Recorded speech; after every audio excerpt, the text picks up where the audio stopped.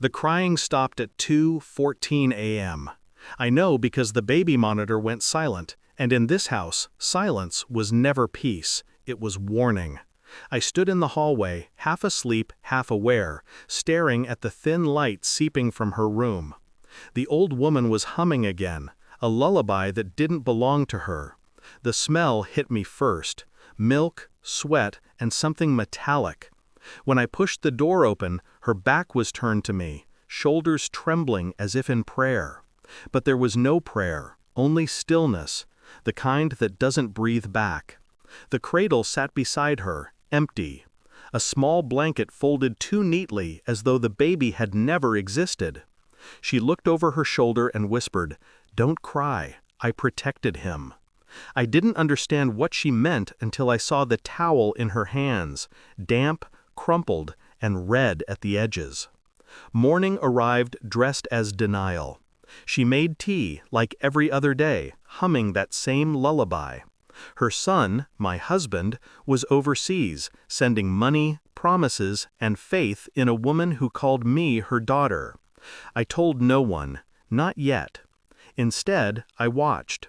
The way she avoided the nursery, the way she scrubbed the sink twice, the way her hands shook when she prayed. There was no body, no trace, just absence, and a story she rehearsed too perfectly. He stopped breathing in his sleep. It was God's will. But the clock disagreed. The monitor had recorded movement at 2:11, a cry cut short at 2:14, and nothing after.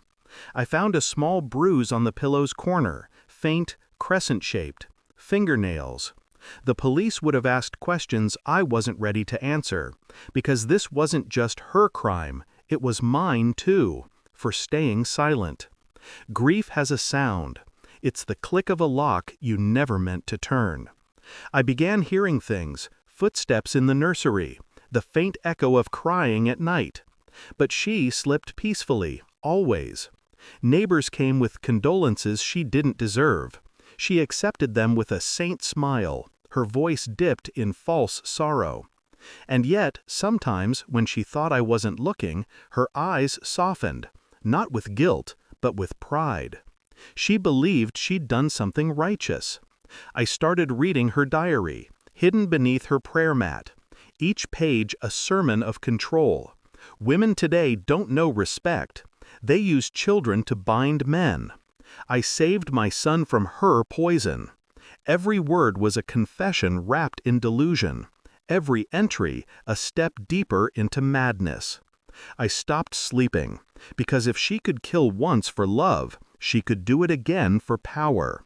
And I realized this house wasn't mourning a child, it was raising a monster. The proof came quietly. I installed a camera, not in anger, but in clarity. I needed the truth to speak for itself. 2 nights later, it did. The footage showed her walking into the nursery, whispering, praying, then pressing the towel over his face. Not fast, not furious, just steady, like a ritual. When she was done, she kissed his forehead and said, "Now you're safe from her." I watched the clip for hours. Not once did she hesitate. Not once did she cry. When the morning came, I transferred the footage to a flash drive and hid it in my locket.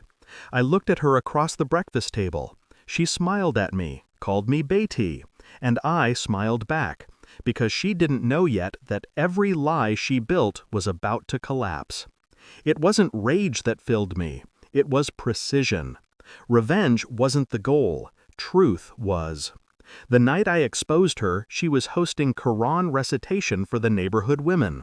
Candles lit, prayers whispered, a stage for her sanctity. I stood by the television, the remote cold in my hand. When the video began to play, the room froze. The same lullaby filled the air. Her voice, her words, her crime. Her smile fractured. The women gasped. And I watched her crumble, not with screams, but silence, the kind that admits defeat before the world does. The police didn't need to be called.